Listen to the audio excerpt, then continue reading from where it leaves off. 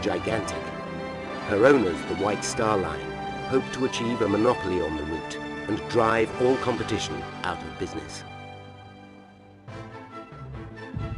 She has taken 3 strenuous years to create here in Belfast, Ireland. Put together in exactly the same way as the slightly smaller Olympic, seen in this 1910 film, she's robustly built, ready for a long, hard life in the stormy North Atlantic. 2,000 sheets of immensely strong and flexible steel plate cover the ship's vast frame. 3 million steel and wrought iron rivets hold her together. 8 lives were lost in her construction. She's equipped with the latest safety features, including 15 watertight bulkheads, connected by state-of-the-art electrically controlled doors. When finally finished, her designers are so confident in the new ship, they equip her with just 20 lifeboats. Only enough for half the passengers and crew aboard. The press, seduced by her hubris, dub her unsinkable. The new ship is capable of 23 knots, not as fast as the Cunard steamers, but no ship on Earth can match her for sheer luxury. For first-class passengers, there's a grand staircase, staterooms, even a Turkish bath. Wealthy newlyweds Mary and Lucian Smith are returning home in style after their honeymoon.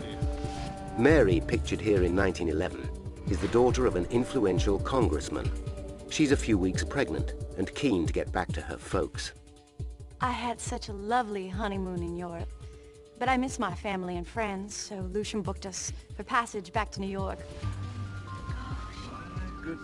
Lucian is from Virginia and the son of an industrialist.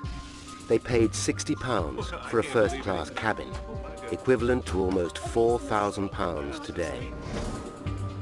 But like a modern airliner, much of the profit comes from carrying large numbers of people at more reasonable prices. On this her maiden voyage, Titanic is just over 2/3 full with 1,343 passengers aboard. The cheapest third-class tickets cost £2 one way, about 2 weeks' wages for an unskilled worker. At the helm of this magnificent machine is the White Star Line's premier captain, Edward Smith. Smith has commanded many White Star maiden voyages, but this journey is to be his last. The 62-year-old veteran of the high seas will retire on his return to England to live with his wife in Hampshire.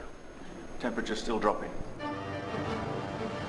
April 13th, 1912, 5 p.m.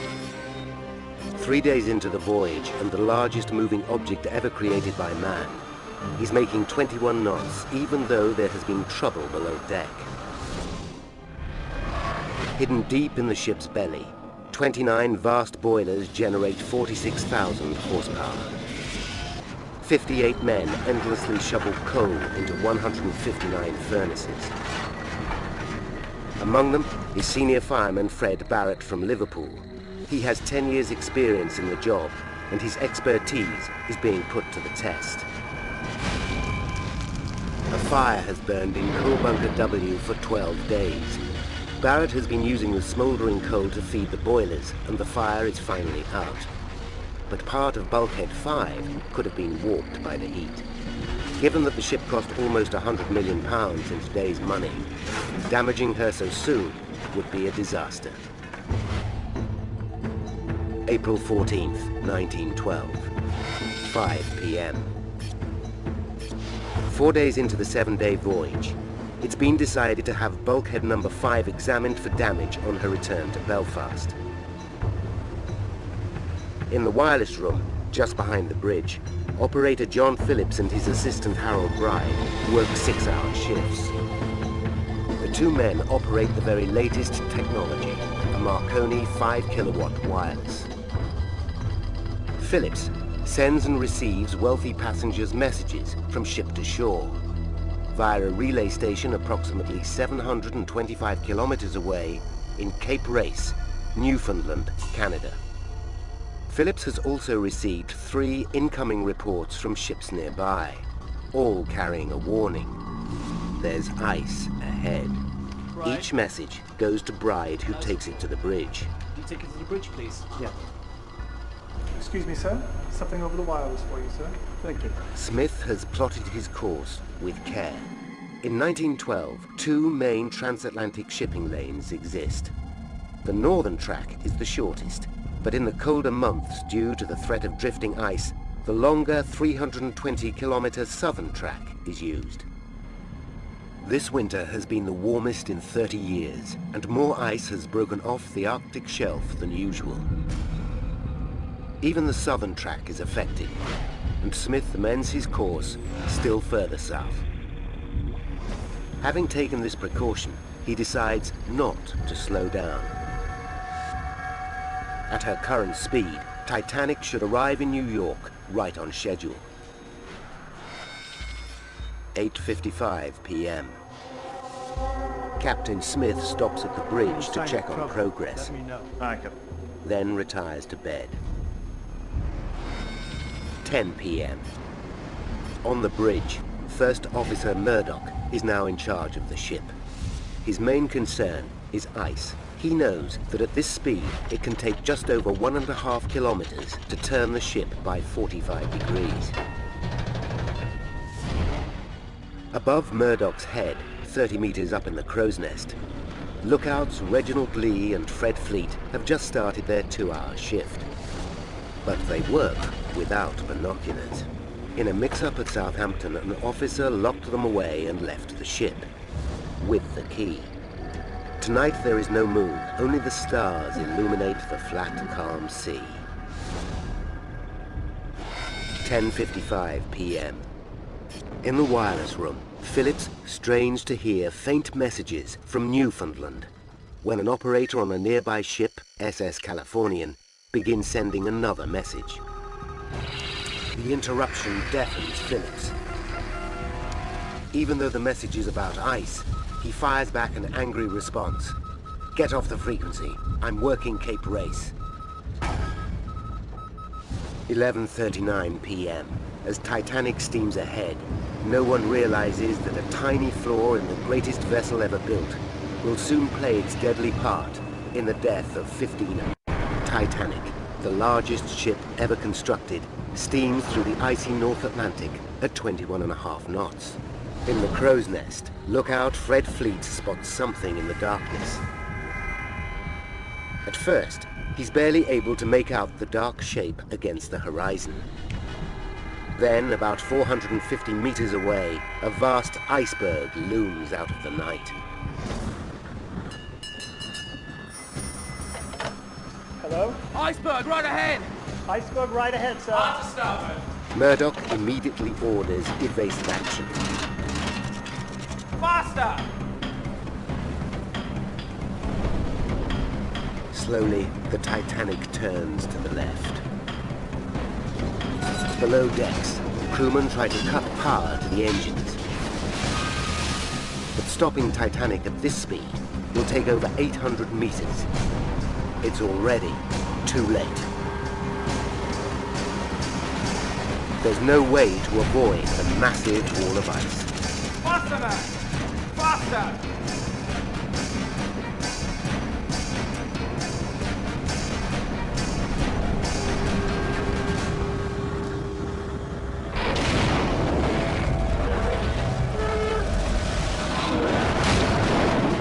At 11:40 p.m., Titanic glances the iceberg on her starboard side.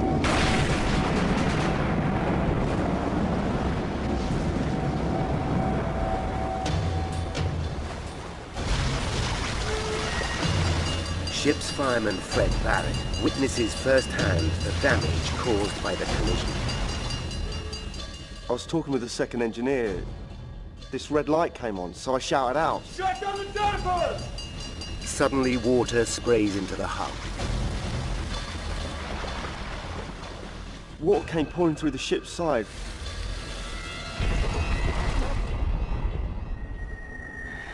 In other parts of the ship, passengers hardly notice the collision. It didn't wake me enough to frighten me. In fact, I just went back to sleep. But the impact wakes and concerns Captain Smith. 11:48 p.m. Captain Smith hurries through the bowels of the ship. As he looks over a gantry, Smith sees the scale of the damage for the first time. Reports quickly come in that the entire forward section of Titanic is taking on water.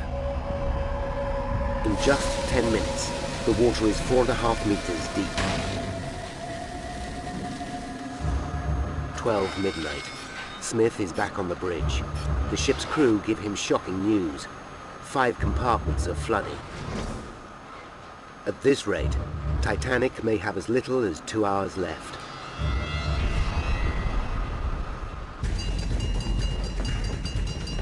In the boiler room, engineers heroically man the pumps to try and slow the sinking process.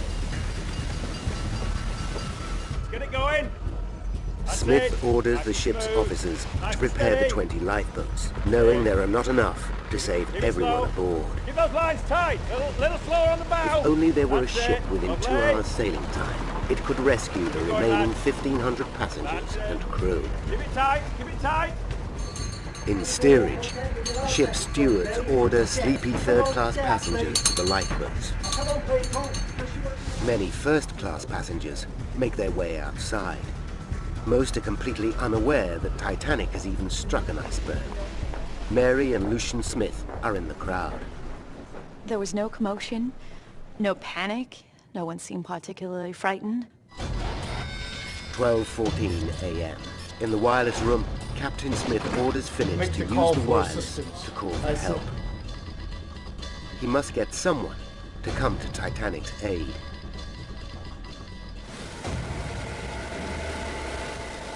Despite the pumps, water now engulfs the mail room. As time slips away, Captain Smith makes the hardest decision of his life. Abandon ship. He also knows he is expected to go down with his vessel. Ladies and gentlemen, we have women and children only to On deck,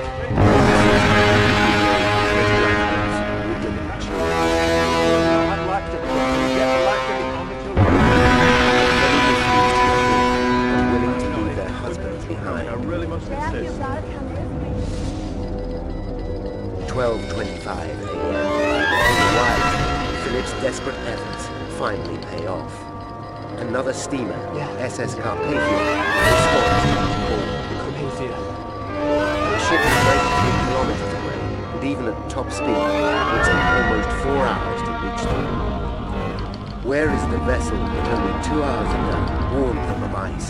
Surely, she must hear Titanic's plea for help. Titanic is sinking. As she takes on water, second and third class passengers try to find their way up to the lifeboats through the labyrinth of corridors. Women and children already on deck climb reluctantly into the lifeboats. Their officers spot a ship just 10 kilometers critically in California. If she sees them, she can reach them in less than half an hour. Smith immediately orders a distress message. 12:50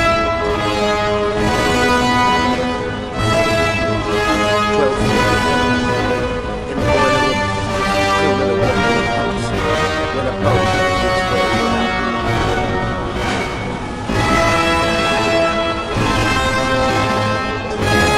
their way up and lower the first lifeboat.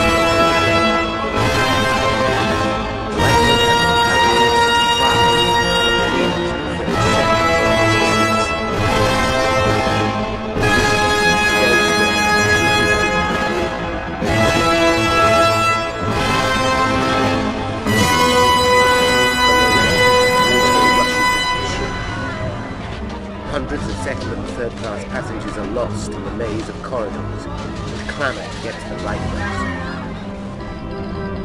In the wireless room, John Phillips and Harold Bride desperately continue to call for rescue, knowing that there's a ship nearby which could reach them faster than the Carpathia. On deck, Confusion turns to alarm.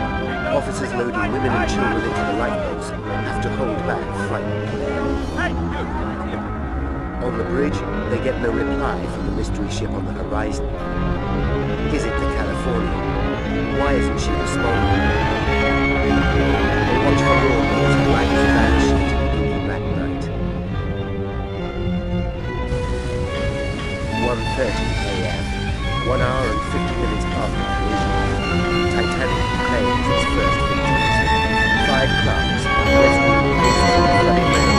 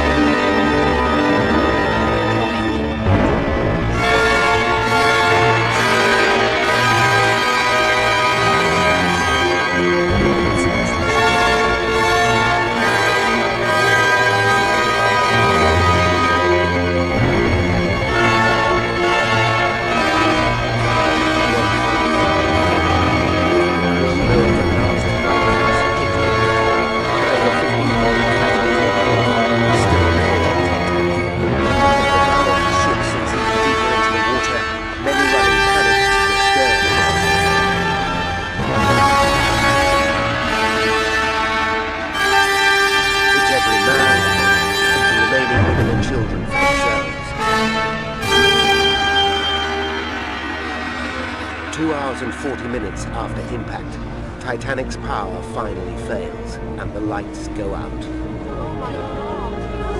Horrified, Mary Smith watches the sea swallow the ship.